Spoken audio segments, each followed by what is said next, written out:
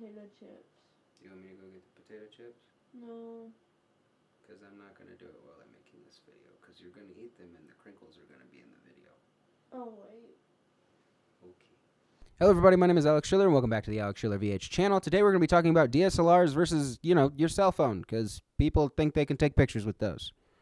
Let's go to the video. So a lot of people have been talking about, for like the last 2 or 3 years, about like mobile photography, right? And it becoming more and more of a thing, and with the birth of moment lenses and like different cases and lights and microphones and stuff, it's becoming more and more of a viable option to just shoot everything on your iPhone or shoot everything on like an Android or something like that. And that's all well and good, but at the end of the day, as cameras get better on cell phones and all these like innovations start happening, people are like, well, why can't I just like take your wedding photos with my cell phone? Why can't I just? It's just because you can't.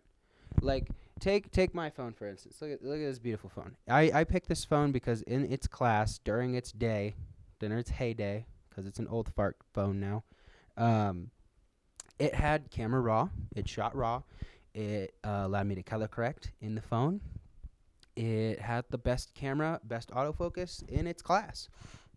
It's the LG G7. Prove me wrong.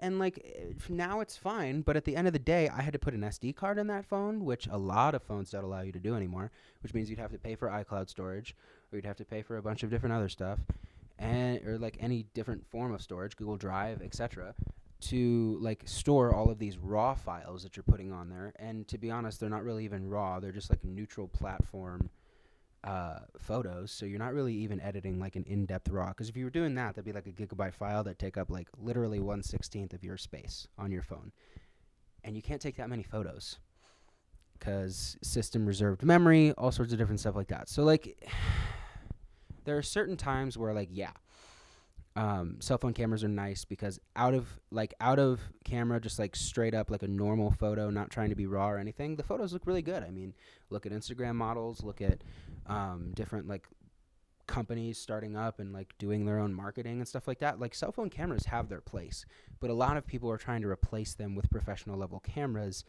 and that just isn't how that works. Like, don't get me wrong, I have 2 camera bags now, 3 technically is like a spare camera bag. I hate lugging all that crap around. Like, I got this small DSLR that I'm shooting on right now that I also take photos on because it's very lightweight, very compact. It's the Canon SL3. It's really, really light. I think it's just under a pound without a lens on it, which is insane to me. But like, these are super light. They fit in your pocket, and you can take them literally anywhere. They hold a charge better. You can charge them very quickly.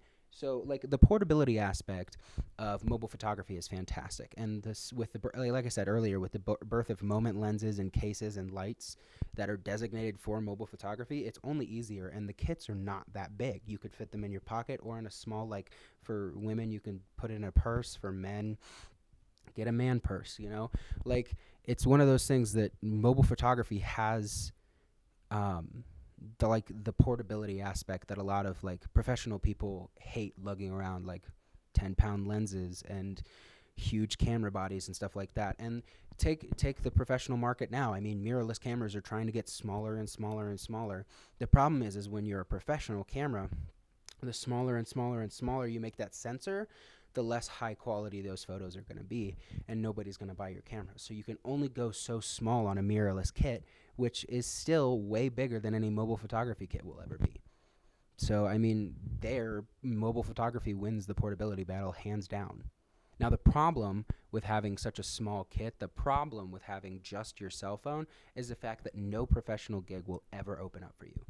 Now, people who know nothing about photography will never hire you because they see these people with these huge tripods, these huge cameras, these huge systems.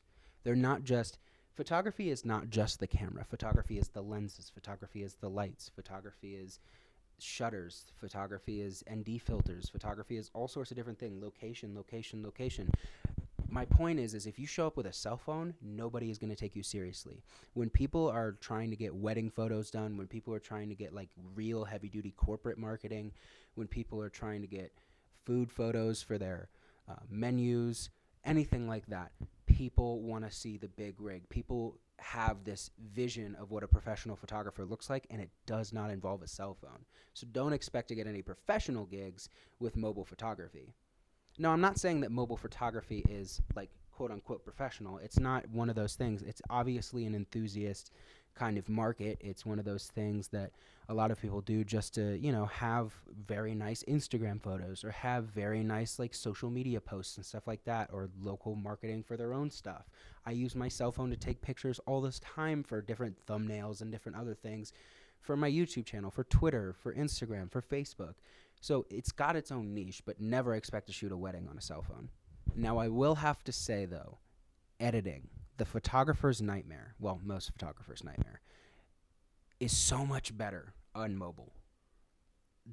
I had to go through multiple different computers. I had to go through multiple different apps to find one that I actually liked editing photos on. And even then, I'm spending like so many hours. Now, I was gonna say hundreds of hours. I've never once spent hundreds of hours editing, but multitudes of hours at a computer editing these photos, and I never have a good time. Anytime I've edited the RAW off of my cell phone, it took maximum a minute and a half.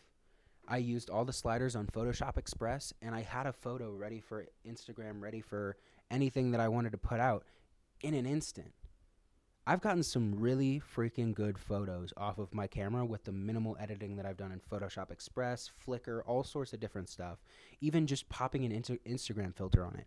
Like, it's ridiculous the level of editing that you can do. Now, Lightroom, like the new version of Lightroom that you can get on your computer, it's like cloud-based or whatever, that's a little bit better. But at the end of the day, there is nothing that's going to be putting something on your cell phone into Photoshop Express or on an iPad if you have an iPad or anything like that. Like, you are hands down and away going to be so much better off using the sliders to get exactly what you want with the pinpoint accuracy of this finger, not just, you know, using a mouse and clicking sliders and trying to like minutely make something happen on a computer screen. You have complete touch on a mobile device, and it's insane. Now, clearly, I made it sound like there's like niche markets for each thing, right? Like, obviously, if you're a professional, you're going to do professional shoots like weddings and all sorts of stuff like that.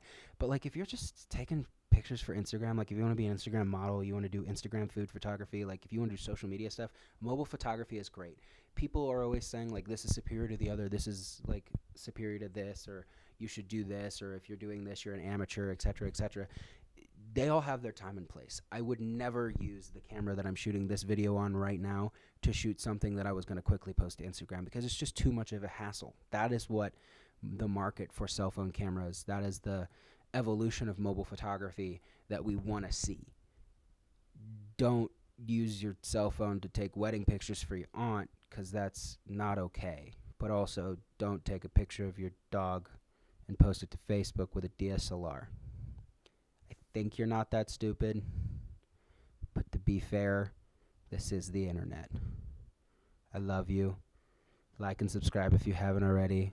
Have a conversation with me in the comments below, and we'll see how this video making thing goes on YouTube for the rest of the year.